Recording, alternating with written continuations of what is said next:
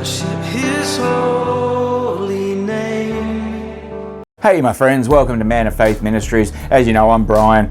We've got chapter 9 today of the 2 Corinthians, so we've only got a few more chapters left of 2 Corinthians, then we go on to Galatians.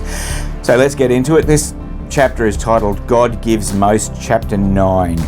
For it is superfluous for me to write to you about this ministry to the saints, for I know your readiness, of which I boast about you to the Macedonians, namely the Achaia, has been prepared since last year, and your zeal has stirred up most of them. But I have sent the brethren in order that our boasting about you may not be made empty in this case, so that, as I was saying, you may be prepared. Verse 4.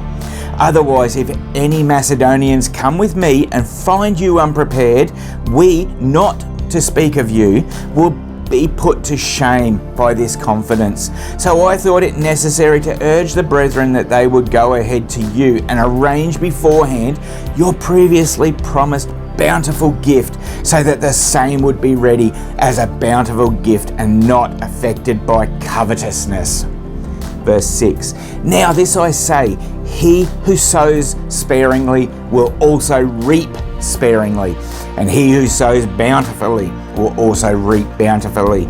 Each one must do just as he has purposed in his heart, not begrudgingly or under compulsion, for God loves a cheerful giver. And God is able to make all grace abound to you, so that always having all sufficiently in everything, you may have an abundance for every good deed. Verse 9.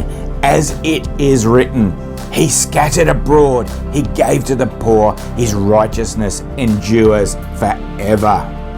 Now he who supplies seed to the sower and bread for food will supply and multiply your seed for sowing and increase the harvest of your righteousness. You will be enriched in everything for all liberality, which through us is producing thanksgiving to God. Verse 12. For the ministry of this service is not only fully supplying the needs of the saints, but it is overflowing through many thanksgivings to God because of the proof given by this ministry.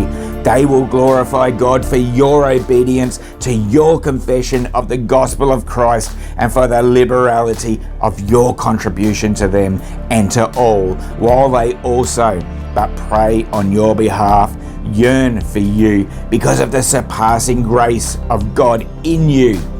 Thanks be to God for his indescribable gift. That's the end of chapter 9. Next time we've got chapter 10, which is titled Paul Describes Himself. So please join me for that one. But until then, please stay safe, take care, and may the Lord bless you with abundant spiritual riches today. God bless.